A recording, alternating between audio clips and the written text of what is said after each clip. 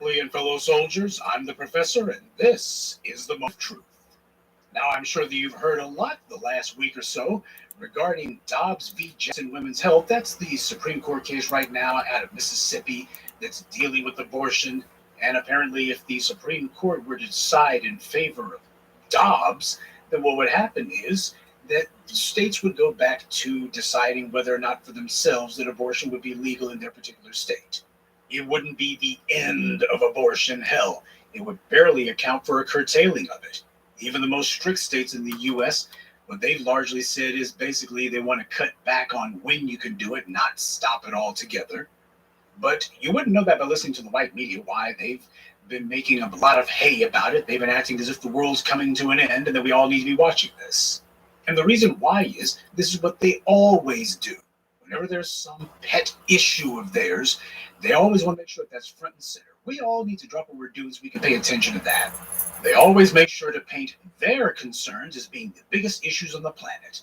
The white media coverage makes it out to be as if all the world is chewing its fingernails and waiting with bated breath for the outcome. And they hope that if they hype it to the moon like that, then hopefully we will think that their issues are far more important than what we need too. That way we stop pushing for what we're owed. No matter our demands, they always tell us that there's something more important going on. We just need to move on.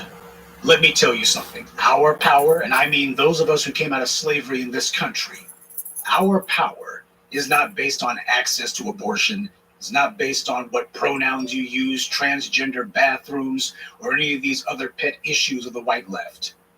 Our power is based on our resources. And for 500 years, we have been systematically stripped of those resources and denied those resources. That's the only issue that matters for us. Politics is transactional, and it's supposed to be.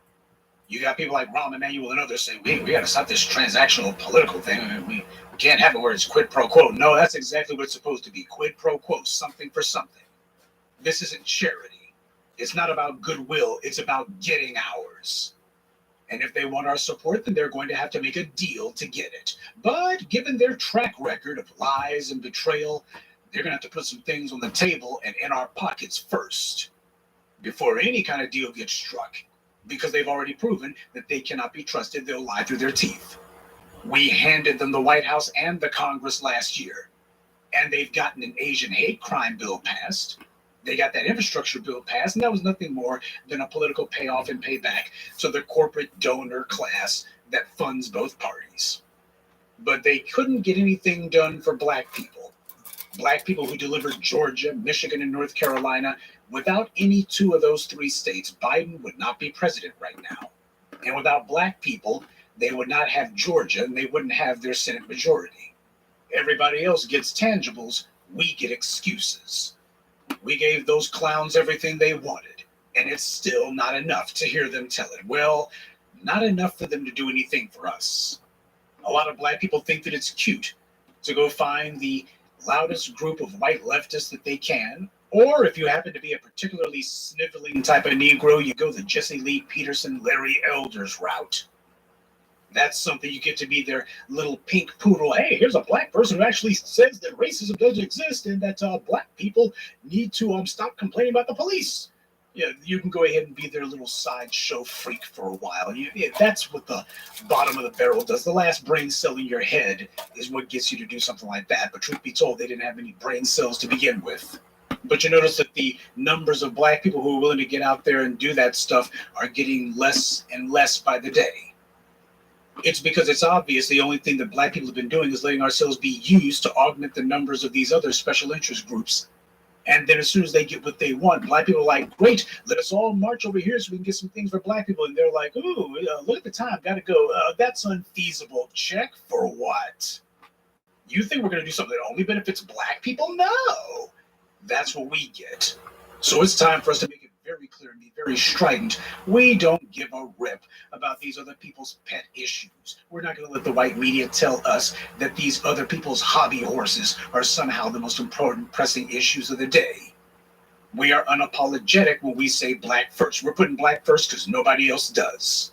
And because I know that there's always a few such types in the room. For You Negroes who might be here listening to this who are thinking to yourselves that you're being clever by saying that, well, some of these issues do have overlap with us. Let me tell you something. If these white leftists were really so interested and hot and bothered in getting their agenda passed and making sure that nobody would be able to overturn it later, then they would be supporting our agenda. It is precisely because of the lack of black voter engagement and black voter participation that has made it where you got so many of these states that are able to pull this crap. You want to know why it is Republicans have majorities in so many of these states, especially in the Deep South? It's because black folks figured out they're not getting anything for their vote. And when people realize that their vote never translates into any sort of action for them, never translates into any sort of tangibles for them, well, you can't pretend to be all surprised and dismayed when those same people decide that they're going to disengage from a process that has never produced results for them. These white leftists who have proven in their turn that they are just as bad as the white right. I mean, all you got to do is take a look at California and the rampant racism out there. They claim to be so liberal, and yet it's in places like San Francisco where you find the most anti-black racism, even though black people are being wholesale ran out of the place. Apparently, a lot of those good white liberals don't feel like black folks are leaving fast enough. Amy Cooper in New York, this woman was a Hillary Clinton supporter. And all of them got their little pet issues. They claim that the environment happens to be one of them. If they're so concerned about man-made disasters and such causing the end of the world, then it would seem to me that it's an easy choice for these white leftists to go ahead and get behind that black agenda. Make sure we get our tangible so that we are well motivated to keep going to those polls. Why, if they've been able to get the requisite occasional amount of support doing nothing at all, imagine how much more support they would have putting something on the table. But that's the entire point. They already made their peace a long time ago with the idea that if black people are going to have anything, well, they'd rather see the world come to an end. Yeah, they got their things, their pet issues that they could sit around their little coffee parties while they drink a triple mocha latte or what have you, while they've got their soy milk and all the rest of it. They sit around and wax poetic about deconstructionist philosophy. Meanwhile, that to them is just entertainment. It's coffee table talk. They've already had all their concerns taken care of. Resources are not an issue for them, so they have the luxury of sitting around and talking about things that don't matter.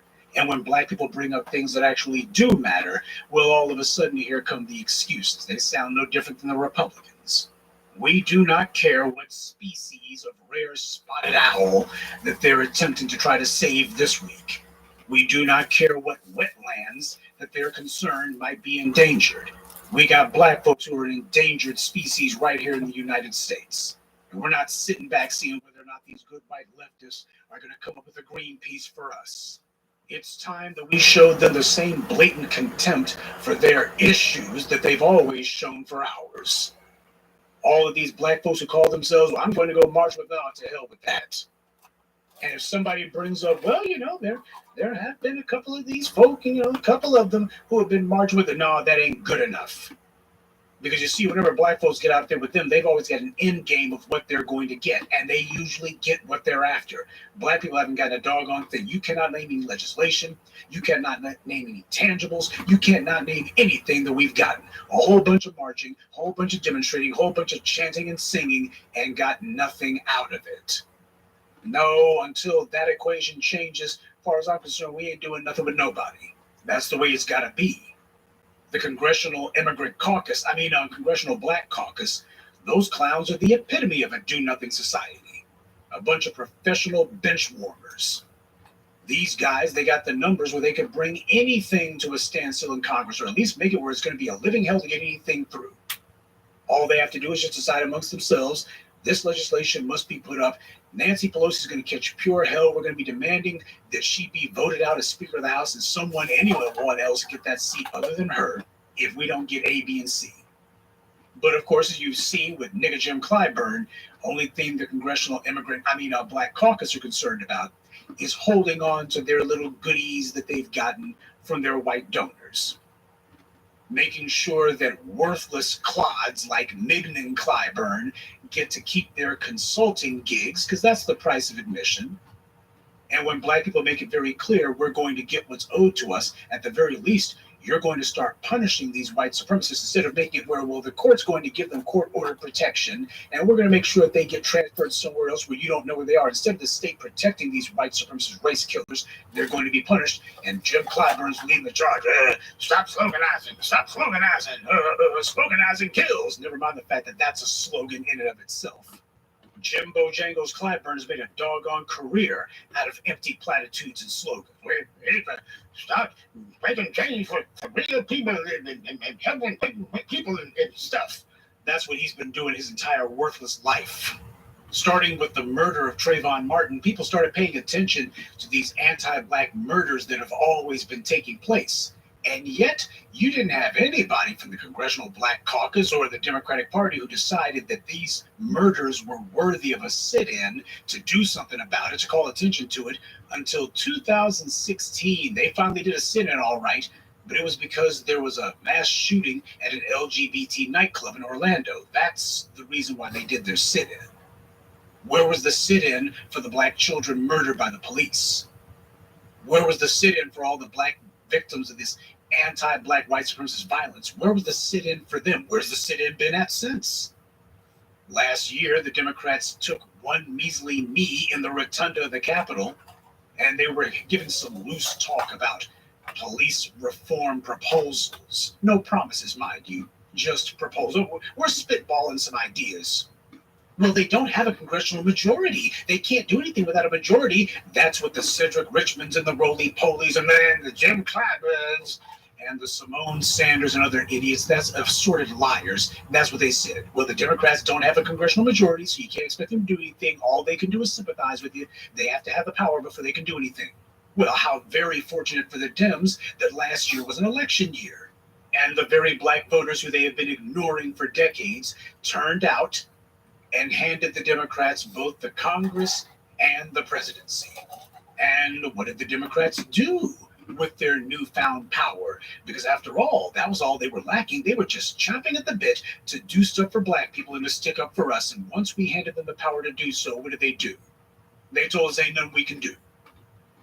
Biden's so-called lift every voice plan, he ain't mentioned that mess.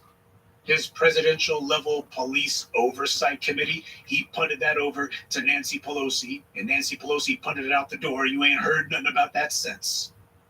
Oh yeah, what few promises Biden made, he's already broken those. He made it very clear, whatever you thought you were going to get, ain't going to be nothing. Oh, but Biden did announce that there was going to be $350 million in that COVID relief package that would be earmarked for the cities specifically to give to their police departments. Now, Biden did make sure that that happened. And there were no strings attached to this money, by the way. No requirement for the cities to end qualified immunity. He didn't hang that over their heads. Here's $350 million in federal money. The states don't have the ability to print their own money, so the only way you can go into debt, states can't afford to go into debt.